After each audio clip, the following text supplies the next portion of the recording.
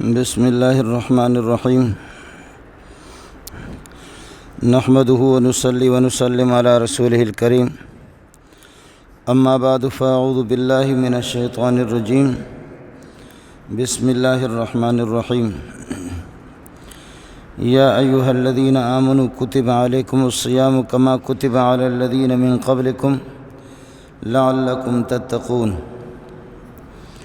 ایام معدودات فمن كان منكم مريضا أو على سفر فعدة من أيام أخر وعلى الذين يطيقونه فدية طعام مسكين فمن تطوع خيرا فهو خير له وأن تصوموا خير لكم إن كنتم تعلمون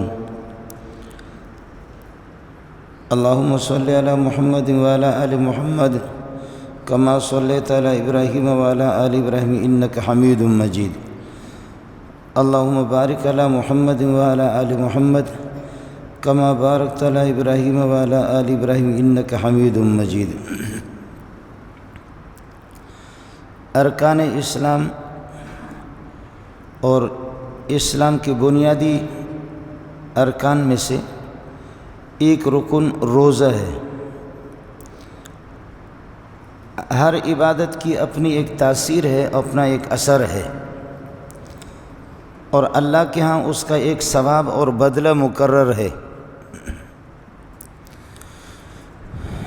نماز کی تاثیر الگ ہے اور زکوٰۃ کی تاثیر الگ ہے۔ نماز میں اپنی جان کی قربانی ہے اور اپنی عبدیت کا اظہار ہے، اپنے عاجزی کا اظہار ہے۔ پیشانی جو سب سے زیادہ قیمتی چیز ہے اس کو زمین پہ رگڑنا پڑتا ہے، اور انسان کی شکل بالکل رکوع میں اور سجدے میں جانور کی شکل بن جاتی ہے۔ بڑوں کی بڑائی بھی خاک میں مل جاتی ہے، مالداروں کی مالداری خاک میں مل جاتی ہے۔ مولوی صاحب اور شیخ الحدیث جو لوگ اس کے ہاتھ کو چومتے ہیں، پاؤں کو چومتے ہیں، لیکن وہ مولوی صاحب اور وہ پیر صاحب، اس کی پیری اور مرشدی وہ بھی خاک میں مل جاتی ہے۔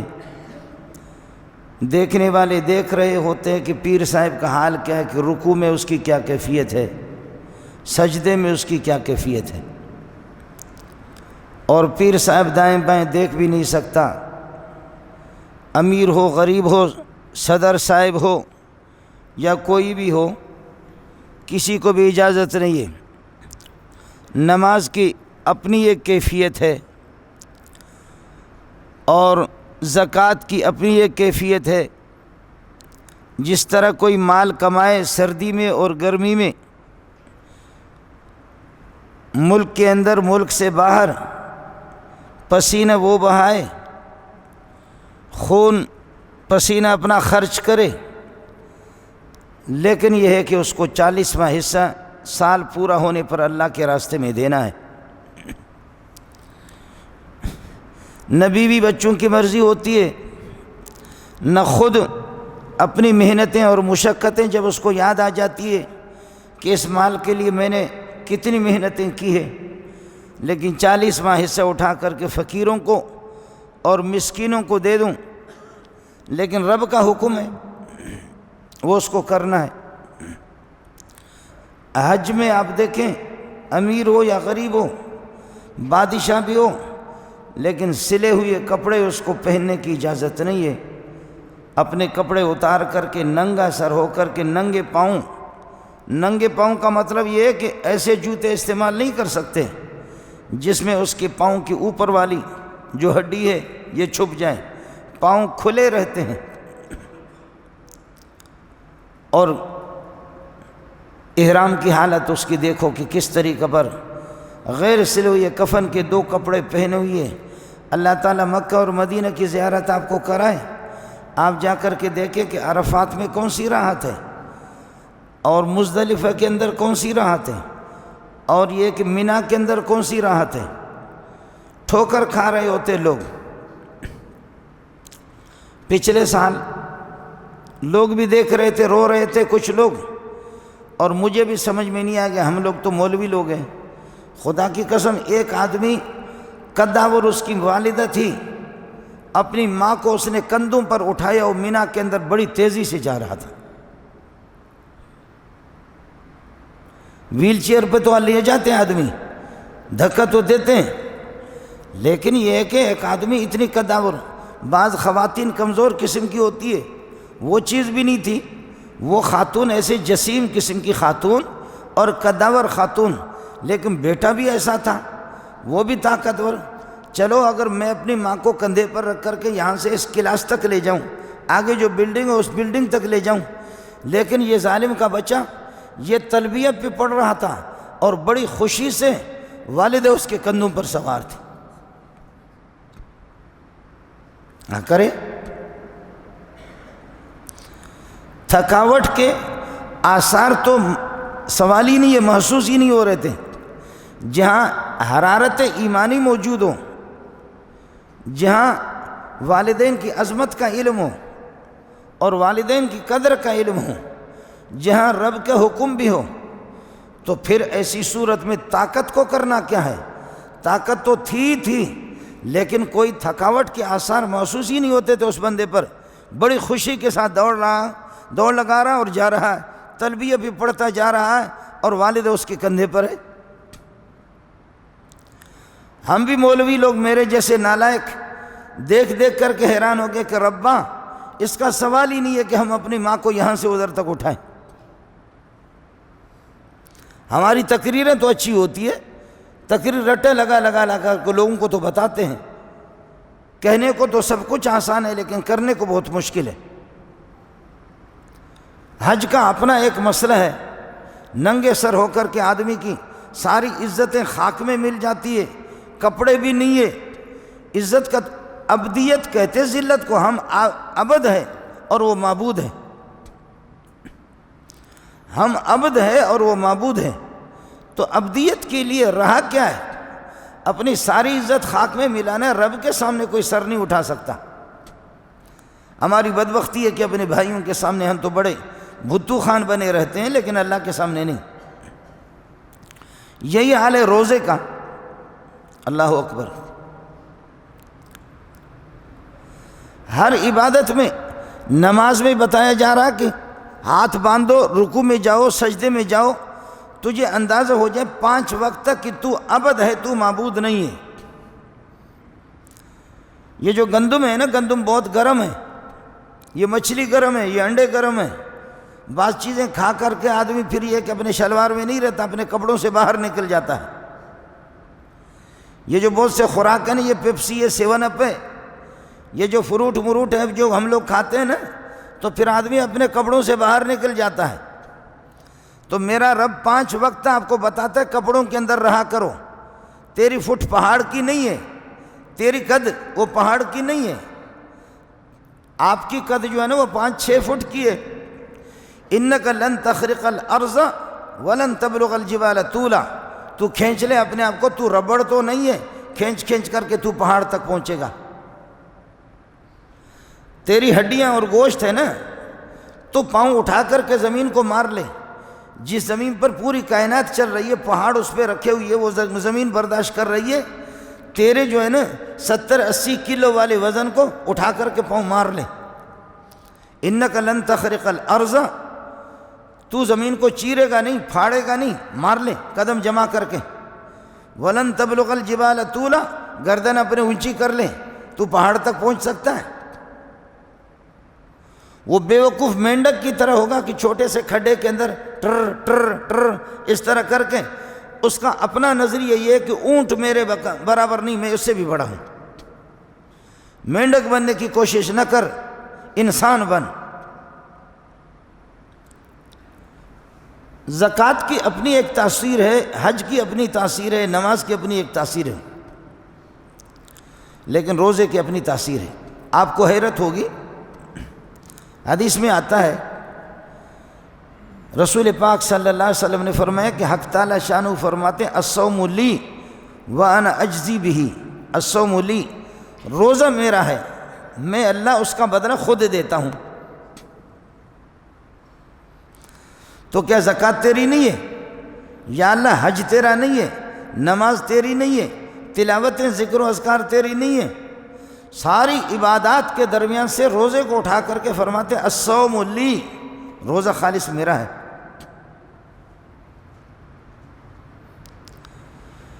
ہمارے طالب علم ہوتے ہیں، ہم سے پڑھ رہے ہوتے ہیں، لیکن کسی طالب علم کی فضیلت کو دوسروں پر جب ظاہر کرنا مقصود ہوتا ہے تو کہتے ہیں میرا طالب تو یہ ہے، استاد کہتا ہے کہ میرا شاگرد تو یہ ہے۔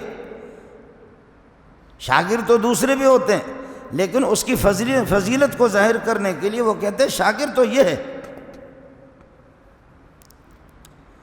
میرا گھر بھی آپ کا ہے، یہ پاکستان کی زمین بھی اللہ کی ہے، یہ ساری کائنات اللہ کی ہے، لیکن اللہ کی طرف بیت اللہ، کعبۃ اللہ، بیت اللہ، کلام اللہ، رسول اللہ، کلام اللہ،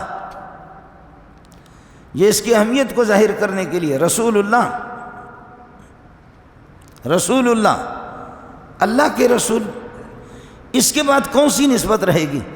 اللہ کے رسول۔ اور ہمارے جو لوگ ہوتے ہیں نا، ابا سائیں سا ملبو، سائیں سے ملاقات کرو، اتوان کے خبر ہے سائیں کے رہے، ابا بدھائیو سائیں کے رہے، سائیں جی کہیں سائیں زرداری جو گن میں نہ ہے، زرداری کا گھر میں نے، نواز شریف جو وہ جو پانو مانوا پنجو مانوا، نواز شریف کا اپنا آدمی ہے۔ یہاں ہے بیت اللہ، میرا خاص گھر، میرا گھر، میرا گھر، اللہ کا گھر۔ تو بیت اللہ کی عظمت کو ظاہر کرنے کے لیے اپنی طرف نسبت کر دی۔ نماز، زکوٰۃ اور حج ساری عبادتیں اللہ کی ہیں، لیکن خصوصی طور پر روزے کو فرمایا کہ میرا تو ہے ہی روزہ، الصوم لی وانا اجزی بہ، روزہ میرا ہے، میں اللہ اس کا بدلہ دیتا ہوں۔ میری نماز کے لیے فرشتے مقرر، وہ کچھ لکھتے رہتے ہیں، مولوی منظور نے یہ نمازیں پڑھی، اتنی رکعت پڑھی، انہوں نے لکھ دیا۔ زکوٰۃ کے لیے فرشتے مقرر ہے، حج کے لیے فرشتے مقرر ہے، لیکن یہاں فرشتوں کو کہا کہ آپ ہٹو درمیان سے، روزہ میرا ہے، میں اللہ اس کو نوٹ کرتا رہتا ہوں، روزہ میرا ہے۔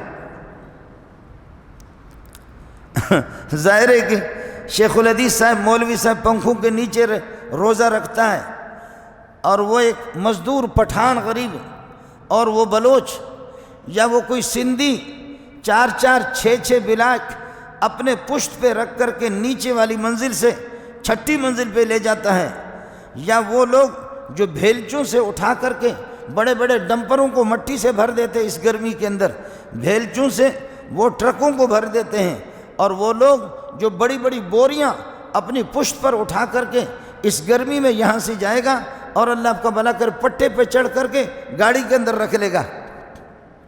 مولوی منظور ہے، لیکن مولوی منظور کا ثواب وہ نہیں ہوگا جو ایک مزدور 4 اور 6 بلاکیں اٹھا کر کے لے جاتا۔ میرے رب کے ہاں اندھیر نہیں ہے، اللہ کے ہاں تاریکی نہیں ہے، اللہ کے ہاں غفلت نہیں ہے، اللہ کے ہاں جہالت نہیں ہے۔ اندھیر نگری چوپٹ راجہ، جو ہماری کالی حکومتیں ہوتی ہیں، اندھی حکومتیں، اندھیر نگری چوپٹ راجہ، یہ حکومت اللہ کی نہیں ہے۔ وہاں پیر صاحب کے روزے کا وہ ثواب نہیں ملے گا جو اس مزدور کو ملتا ہے۔ پیر صاحب جتنی بھی تقریر کرے، پیر صاحب کی جیسی بھی تقریر اچھی ہو وہ کر لے، اور اس کی ٹوپی اور اس کی پگڑی، اس سے کوئی فرق نہیں پڑے گا۔ میرا رب اس مزدور کو جتنا دے گا کہ جو حلال کمائی کر کے 400 روپے 600 روپے اس کی دہاڑی ہے، اس 400 600 کے لیے یہ بھیلچے اٹھا کر کے شدید گرمیوں میں، سبحان اللہ، الصوم لی، روزہ میرا ہے، وانا اجزی بہ، میں اللہ اس کا بدلہ دیتا ہوں، میں اللہ اس کا بدلہ دیتا ہوں۔ نماز کا وقت آتا ہے، ہمارے چہرے بجھ جاتے ہیں۔ زکوٰۃ کا مسئلہ جب آ جاتا ہے، فقیر لینے کے لیے آتا ہے، تو پھر اس طریقے پر کر کے ادا کر رہا ہے، فرض دے رہا ہے فقیر کو،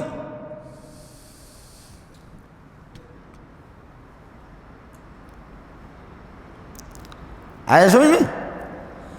مولوی صاحب نے ہمیں یہ نہیں بتایا ہے کہ فقیر کے کپڑے تو پھٹے پرانے ہیں، تو ہے سرمایہ دار، لیکن اللہ کا نائب اور اللہ کا نائب وہ فقیر ہے۔ حدیث میں آتا ہے جب آپ نے 4 پیسے زکوٰۃ کے یا صدقے کے فقیر کے ہاتھ پہ رکھا، گویا کہ اللہ کے ہاتھ میں آپ نے دے دیا۔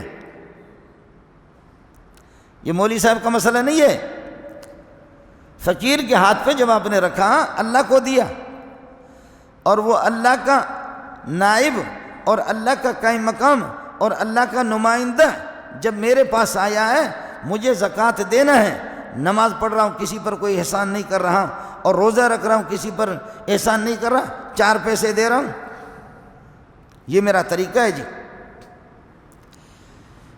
میں اس پر بڑا احسان کر رہا ہوں، اس فقیر پر، چہرہ میرا بجھ جاتا ہے، 40واں حصہ دیتا بھی ہوں، خوار پھیروں گا، اس کا ثواب مجھے نہیں ملے گا جب میرا چہرہ ہی اس طرح ہو گیا۔ انسانیت سے میں باہر نکل گیا، جانور کی شکل اختیار کر کے اس سے مل رہا ہوں۔ روزہ ہے،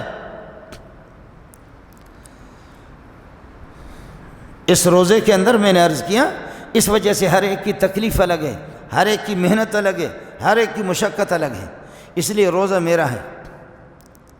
پھر ایک آدمی روزہ رکھتا ہے خالص اللہ کی رضا کے لیے، اور ایک آدمی لوگوں سے دبا ہوا ہوتا ہے، روزہ رکھ رہا ہے لیکن ریاکاری کر رہا ہے، ہونٹ اس کے بھی خشک ہے، اس کے ہونٹ بھی خشک ہے، چہرہ اس کا بھی بجھ گیا ہے، اس کا بھی بجھ گیا ہے۔ میں نے بھی روزہ رکھا ہے، میں لوگوں کی غیبتیں کر رہا ہوں، اور آپ نے بھی روزہ رکھا ہے، لیکن یہ ہے کہ آپ کو اللہ پاک نے غیبت سے بچایا۔ میرا رب ہم دونوں کو، مولوی صاحب کا روزہ اور آپ کا برابر نہیں ہوگا، آپ کے منہ کو اللہ نے، سینے کو غیبت سے پاک رکھا ہے روزے کے دوران، اور میں بکتا رہتا ہوں۔ من لم يدع قول الزور والعمل به فليس لله حاجة ان يدع طعامه وشرابه، جو رمضان میں بھی جھوٹ کو اور غیبت کو ترک نہ کرے، رمضان میں بھی بکتا رہتا ہے۔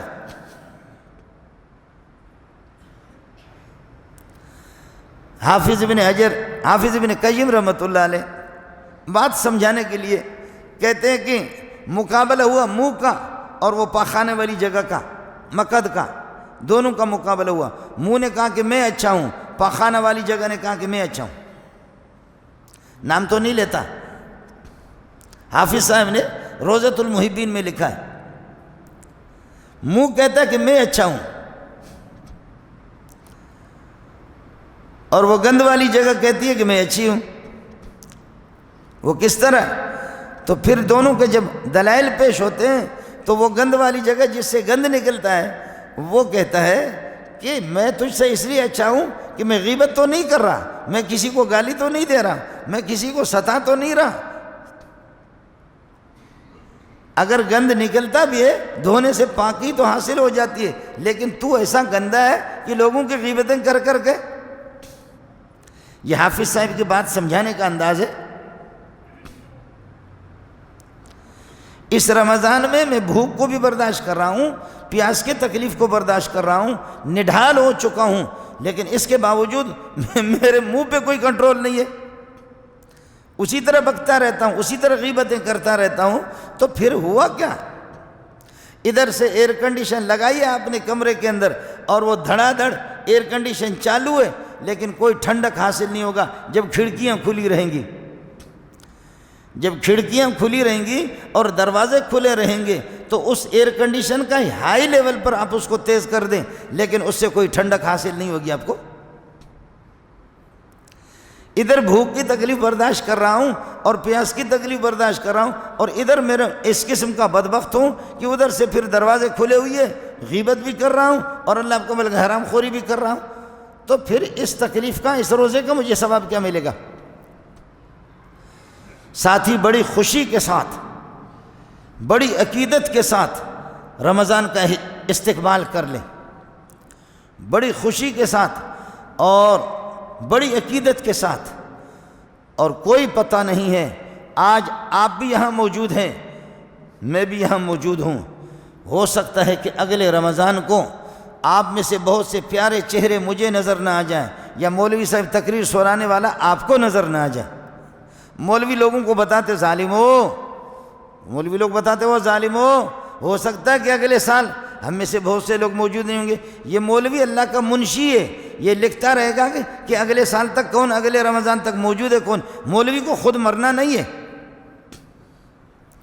ہماری تقریر تو ہوتی ہے نا کہ دیکھیں کہ اگلے سال کون موجود ہوگا, لیکن میں عرض کر رہا ہوں کہ اگلے سال یہ ہوگا کہ ہو سکتا ہے کہ آپ کے بہت سے مبارک چہرے مجھے نہ ملے اور وہ زمین میں گئے ہوں, اور یہ ہو سکتا ہے کہ یہ نالائق ملا جو آپ کو نصیحت کر رہا ہے یہ خود بھی موجود نہ ہو.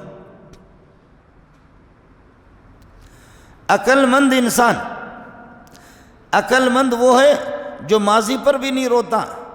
میرے اختیار میں جو کل جمعرات کا دن گزر چکا ہے وہ میرے اختیار میں نہیں ہے. بدھ کا دن گزر چکا ہے اس کو میں نہیں لا سکتا. منگل گزر چکا اس کو میں نہیں لا سکتا. منگل کے اعمال کو واپس کر نہیں سکتا. اور پیر جو مجھ سے گزر چکا وہ نہیں ہو سکتا. رجب کا مہینہ گزر چکا اس کو میں واپس نہیں کر سکتا. عقل مند آدمی ماضی کو کوئی دہرا نہیں سکتا. ماضی تیرے اختیار میں نہیں ہے, اور کل کا جو ہفتے کا دن آ رہا ہے وہ بھی تیرے اور میرے اختیار میں نہیں ہے. نہ تو ہفتوں کو جلد آج ہفتہ لا کر کے مجھے دکھا دے. نہ مستقبل میرے اختیار میں ہے, نہ ماضی میرے اختیار میں ہے. نہ ماضی آپ کے اختیار میں ہے, نہ مستقبل آپ کے اختیار میں ہے. حال اس وقت جو میں زندہ ہوں مجھے کرنا کیا ہے. اگر اللہ آپ کو رمضان کا پہلا دن دے گے اس کی بھی قدر کرو. دوسرے دن میں زندہ رہو اس کی بھی قدر کر دو. تیسرے دن میں زندہ رہو, اپنے حال کو سدھارو, اپنے حال کو بناؤ.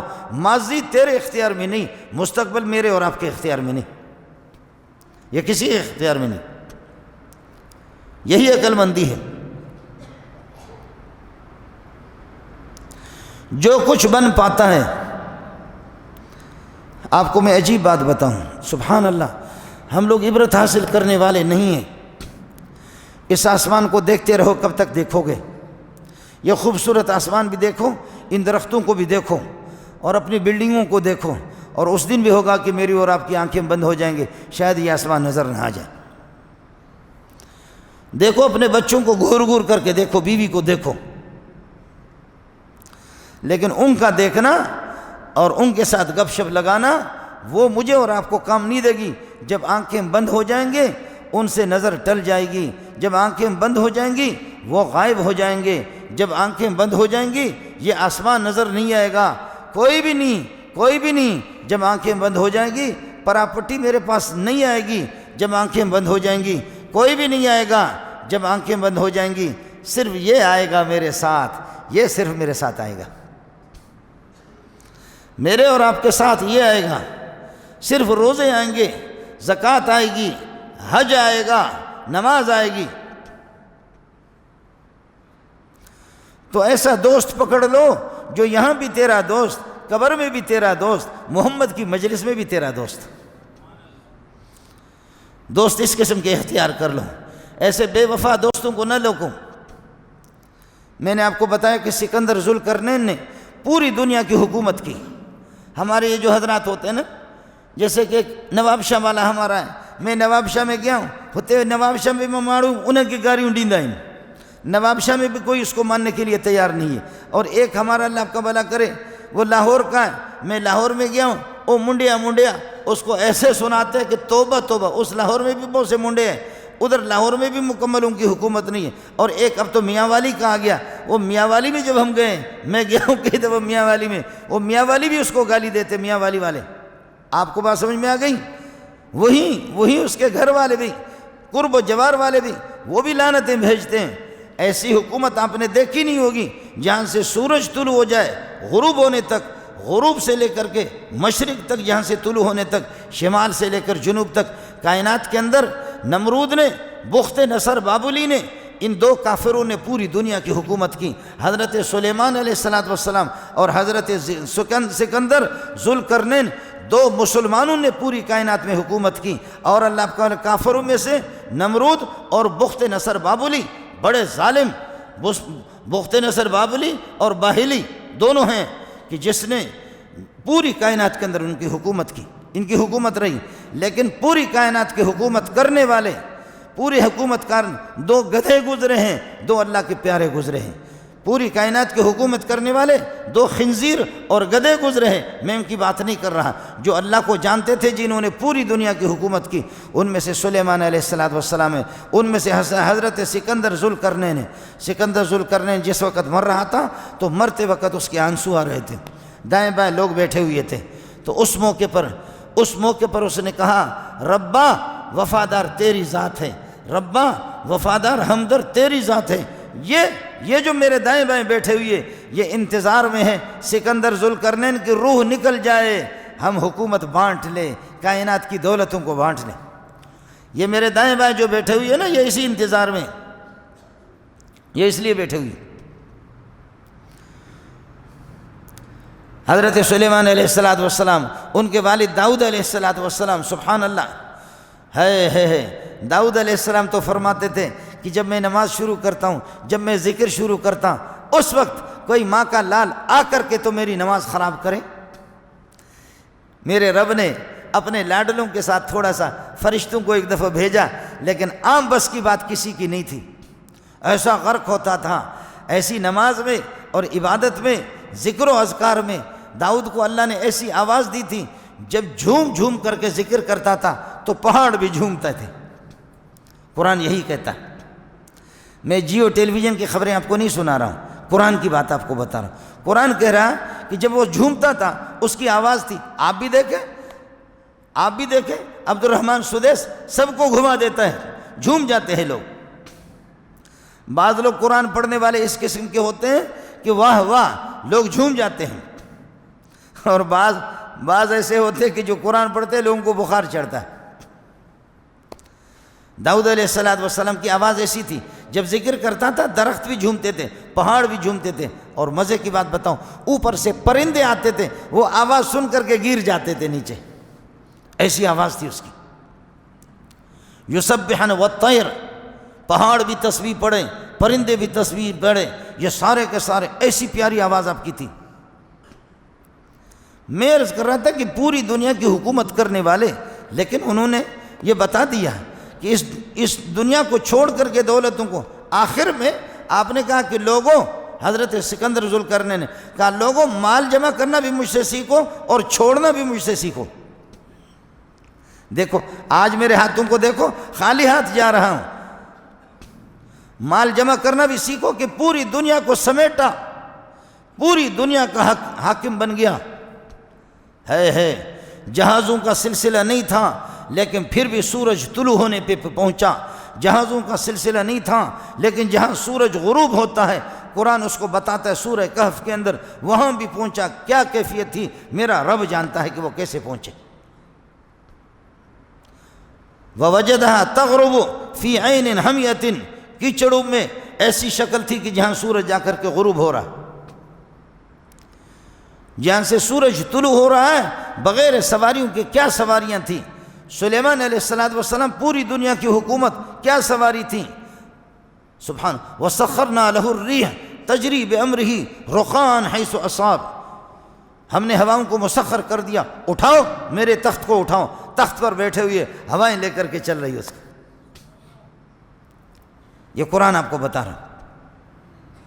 عرض یہ کر رہا تھا کہ ایسے دوستوں کا انتخاب مجھے اور آپ کو کرنا ہوگا کہ یہاں بھی ان کی دوستی رہے اور آخرت میں بھی دوستی رہے۔ اس لیے میرے رب نے فرمایا، میرے نبی نے فرمایا، حدیث قدسی ہے، الصوم لی، روزہ میرا ہے، وانا اجزی بہ، میں اللہ اس کا بدلہ دیتا ہوں، میں اللہ اس کا بدلہ دیتا ہوں۔ شیخ الحدیث کے روزے پر اتنا ثواب مولوی صاحب کو، پیر صاحب کو نہیں ملے گا جتنا اس مزدور کو ملے گا۔ ربا تیرے خزانوں پہ قربان جاؤں، تیرے علم پہ قربان جاؤں۔ اس لیے ساتھی استقبال کے لیے کھڑے رہیں، عقیدت سے احترام کریں رمضان کا، اور خوشی کریں، خوشی سے مریں گے نہیں انشاءاللہ، کوئی بھی نہیں مرے گا۔ اور پھر رمضان میں طلوع اس سے صبح صادق سے لے کر کے غروب آفتاب تک بھوکے بھی رہو، پیاسے بھی رہو، اللہ کو راضی کرنے کی نیت بھی رہے۔ تھوڑا سا سوچ بھی لو کہ جو پورے سال بھوکے رہتے ہیں، کبھی ایک دن ان کے گھر پہ ان کے چولہے آگ جلتی ہے تو دوسرے دن نہیں، دوسرا دن ہے تو تیسرے دن نہیں، یہ کیا ہے؟ یا ایھا الناس قد اظلکم شہر عظیم، لوگوں رحمتوں کے سایہ ڈال کر کے ایک مہینہ آ رہا ہے۔ فرمایا کہ شعبان کے آخری دن میں، اب شعبان کے آخری دن ہے، آج 27 ہے، شعبان کے آخری دنوں میں خطبنا رسول اللہ صلی اللہ علیہ وسلم، حضرت نے خطبہ ارشاد فرمایا یا ایھا الناس قد اظلکم شہر عظیم مبارک، لوگوں عظمتوں والا مہینہ آ گیا، رحمتیں تم پر ڈال رہا ہے، شہر مبارک برکت والا مہینہ ہے، شہر فیہ لیلۃ خیر من الف شہر، ایک رات اس کے اندر 1000 مہینوں سے بھی بہتر ہے، جو 82-83 سال بنتے ہیں، شہر فیہ لیلۃ خیر من الف شہر۔ فرمایا کہ شہر ایک ایسا مہینہ ہے جعل اللہ صیامہ فریضۃ وقیام لیلہ تطوعا، رات کے اللہ تعالیٰ نے اس کے دن کے روزے کو فرض قرار دیا، اور رات کے تراویحوں کو اور نوافل کو اللہ نے باعث ثواب کا ذریعہ ان کو بنا دیا ہے۔ تراویحوں کا اہتمام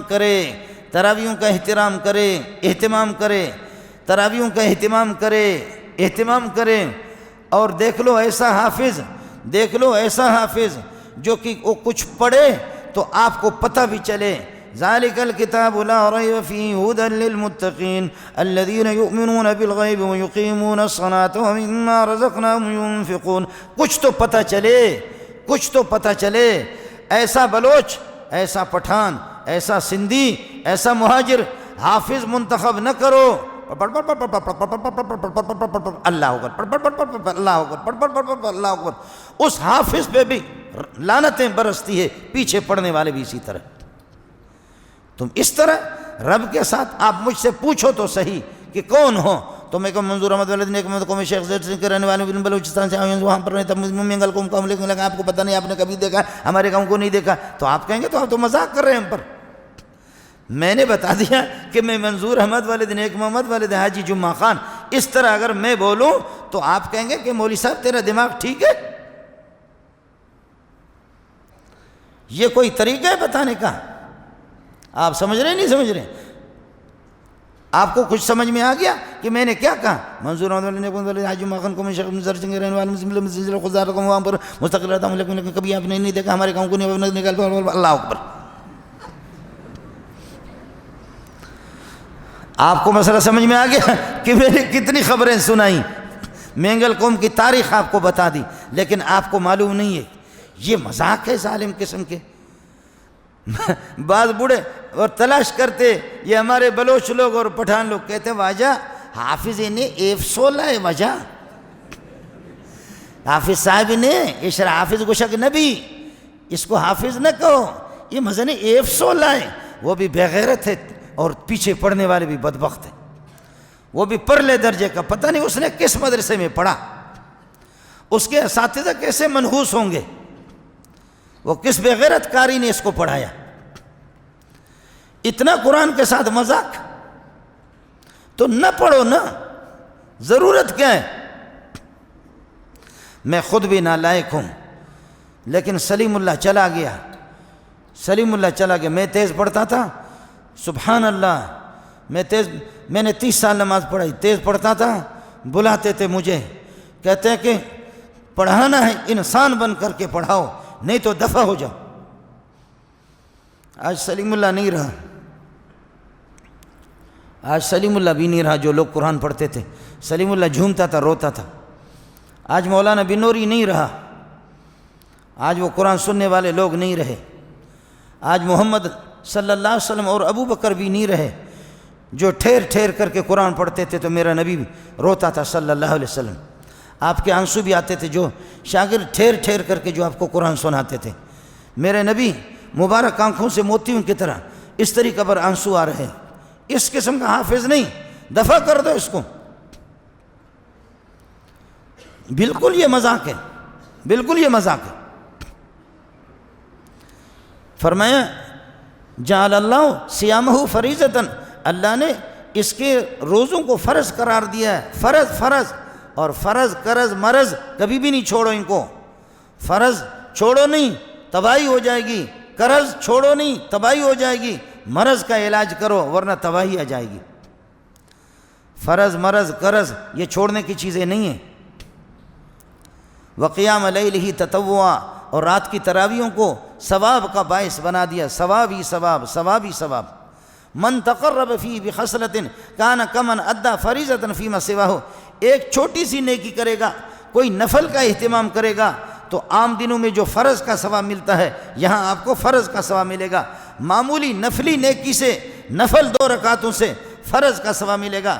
ومن ادى فریضۃ کان کمن ادى 70 فریضۃ فیما سواہ، جو ایک فرض ادا کرے گا رمضان میں 70 فرضوں کا ثواب ملے گا۔ لیکن کپڑے والے یہ کرتے ہیں کہ جو 10 روپے کے ہوتے ہیں، اللہ آپ کا بھلا کرے، 70 والی چیز کو اور 100 والے کے 700 میں بیچتے ہیں۔ لوگ مجبور ہے عید کے لیے ان کو کچھ کرنا ہے، یہ کیا طریقہ ہے؟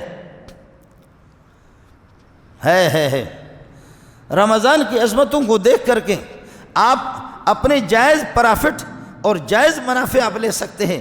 اس طریقہ پر تو دوسروں کے مجبوری سے فائدہ اٹھا کر کے ظالم 10 روپے کی چیز 150 میں دیتا ہے، مفتی اس کو ناجائز نہیں کہے گا، لیکن وہ اس کو پتہ ہے سب کچھ کہ تو کیا کر رہا ہے۔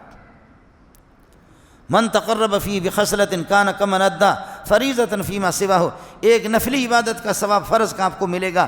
ومن ادى فریضۃ کان کمن ادى فریضۃ کان کمن ادى 70 فریضۃ فیما سواہ، ایک فرض ادا کرے گا 70 فرضوں کا اس کو ثواب ملے گا۔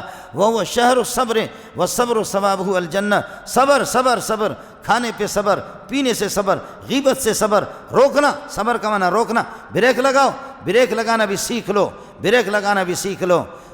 ہم نے تو بخاری میں پڑھا ہے، حضرت عمر غصہ ہو گیا کسی کے پٹائی کے لیے، غصہ ہو گیا، اٹھ گیا عمر جیسا پہلوان۔ عمر، ایک صحابی نے بتا دیا، عمر، قرآن کہتا خذ العفو، معاف کر دو، معاف کر دو، خذ العفو، معاف کر دو۔ کہتے عمر پیچھے ہٹ گیا، وکان وقفا لکتاب اللہ، عمر بریک اپنا فوراً بریک لگایا، بریک لگایا۔ یہ صبر کا مہینہ ہے۔ وہ شہر المواسات، ہمدردیوں کا مہینہ ہے۔ شہر یزاد فیہ فی رزق المومن، مومن کی رزق میں اضافہ ہوتا ہے۔ آپ کو تو پتہ نہیں ہو یا نہ ہو، لیکن ہم لوگوں نے دیکھا ہے، ہم لوگ مولوی لوگ، خوار لوگ جو ہے نا، یہ تو ہوتے ہیں، باقی دنوں میں خوار ہوتے یا نہیں ہوتے، لیکن یہ کہ رمضان میں واہ واہ، سمجھ میں بھی نہیں آتا، اللہ پاک رزق کے دروازے کھول دیتے۔ اس مولوی کے باب کا نہیں ہے، مولوی نے اللہ کو، اس نے یہ کہ ٹھیکے پر نہیں لیا اللہ کی رحمتوں کو، مولوی نے جنت کو نہیں لیے۔ یہ پیکیج آپ کے لیے بھی ہے، یہ پوری دنیا کے لیے۔ اللہ آپ کے رزق میں اضافہ فرمائے، اللہ آپ کے رزق میں برکت عطا فرمائے، آپ کی عمر میں برکت عطا فرمائے، آپ کی اولاد کے اندر اللہ برکتیں عطا فرمائے۔ وشہر یزاد فی رزق المومن، فرمائے من فطر فی صائما، جو کسی ایک روزے دار کو افطار کرائے گا، وہ مولوی کو افطار کرانا ضروری نہیں، تبلیغی کو افطار کرانا ضروری نہیں، ضروری ہے آپ کے محلے والے ان کو افطار کراؤ، ضروری ہے آپ کے چچا زاد، پھوپھی زاد، خالہ زاد جو آپ کے رشتہ دار ہیں، وہ ضروری ہے۔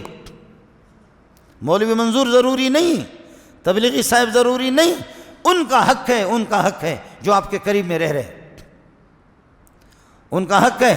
اپنے محلے والوں کو دیکھو، اپنے رشتہ داروں کو دیکھو کہ کون ان میں سے برسر روزگار ہیں اور کون ہیں کہ جس کے گھر کے اندر چولہے نہیں جلتے۔ ان کو، آپ کو بھی پتہ ہوتا ہے، مجھے بھی پتہ ہوتا ہے۔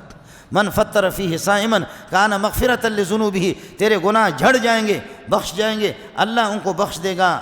فرماتے کہ وَعِتْقَ رَقَبَتِهِ مِنَ النَّارِ، جہنم سے خلاصی کے فیصلے ہو جائیں گے۔ وَكَانَ لَهُ مِثْلُ أَجْرِهِ مِنْ غَيْرِ أَنْ يَنْقُصَ مِنْ أَجْرِهِ شَيْءٌ، جو روزے دار کو جتنا ثواب ملے گا، جتنا آپ نے افطار کرایا اتنا ثواب آپ کو ملے گا۔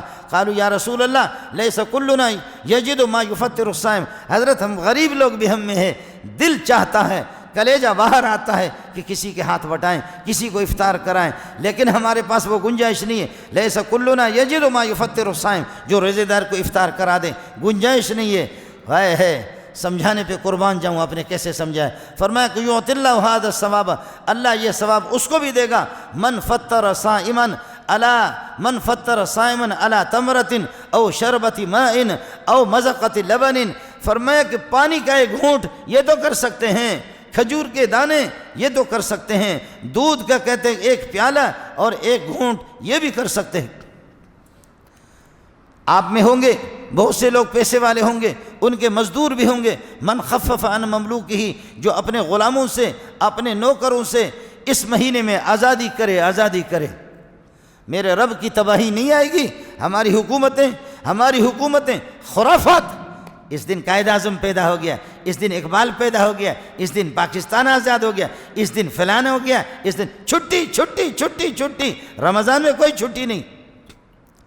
قائد اعظم پیدا ہو گیا, چھٹی. قائد اعظم مرا, چھٹی. اقبال پیدا ہوا, چھٹی. اقبال مرا, چھٹی. فلانا کرنل پیدا ہوا, چھٹی. فلانا کرنل مرا, چھٹی. لیکن رمضان آیا, کوئی چھٹی نہیں.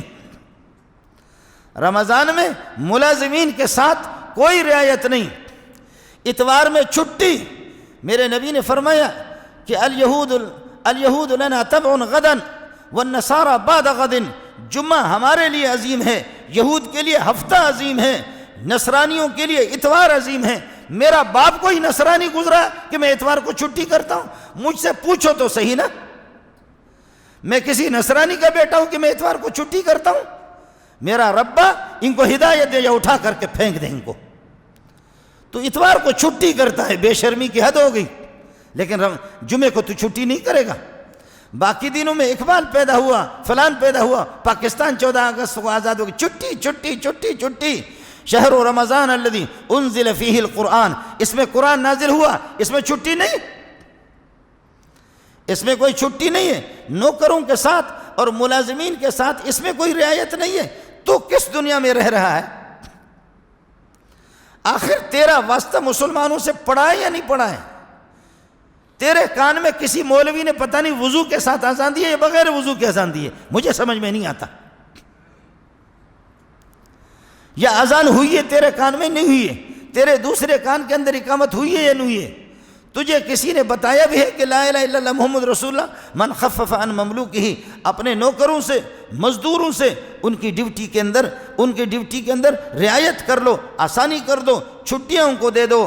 غفر اللہ لہ, اللہ اس کی مغفرت کے فیصلے فرمائیں گے. وَآتَقَهُ مِنَ النَّارِ, جہنم سے خلاصی کے فیصلے فرمائیں گے. لیکن ہم نہیں کریں گے. اپنے مزدوروں کے ساتھ یہ رہے, قائد اعظم پر چھٹی دے دوں گا, اقبال پر چھٹی دے دوں گا, 14 اگست کو چھٹی دے دوں گا, فلانا بے نماز مرا, اس پر میں چھٹی دے دوں گا, فلانا بے نماز پیدا ہوا, اس پر میں چھٹی دے دوں گا. لیکن جو نزول قرآن کا مہینہ ہے, جو میرے رب کے رحمتوں کا مہینہ ہے, اس میں ملازموں کو چھٹی نہ دو. لیکن کم از کم اتنے تو رعایت تو ان کے ساتھ ہونی چاہیے نا. وہ رعایت بھی نہیں کر رہا. من خفف عن مملوکہ, اپنے غلاموں سے نرمی کرے گا. اور پھر سمجھ لو, فرماتے ہیں کہ شہر اولہ رحمت واوسطہ مغفرۃ وآخرہ عتق من النار. ایسا مہینہ ہے اللہ کی رحمتیں پہلے 10 دن میں جوش میں آتی ہیں. آؤ دریا سے استفادہ کرو. میں بہانے میں متوجہ ہوں, میں منتظر ہوں. کوئی اپنے گناہوں کی مغفرت مانگے, کوئی میری رحمتوں سے اپنی جھولی تو بھر دے. اللہ تعالیٰ مجھے اور آپ کو ہمت دے دے. رمضان کے انوار اور برکات سے زیادہ استفادہ کی توفیق عطا فرمائے. رمضان کا جو تقدس ہے, عظمت ہے, یا اللہ ہمیں اس کے احترام کرنے کی توفیق عطا فرمائے. رمضان کے تقدس کو پامال نہ کر دیں. اللہ اس مبارک مہینے کے برکتوں کے پیش نظر, نزول قرآن کا جو مہینہ ہے, اس کے رحمتوں کی ان برکتوں کے پیش نظر اللہ ہماری مغفرت کے فیصلے فرمائے. ہمارے ملک پر اور اس ملک کے باشندگان پر اللہ رحم فرمائے, اور اللہ تعالی ہماری دستگیری فرمائے. وآخر دعوانا الحمدللہ رب العالمین.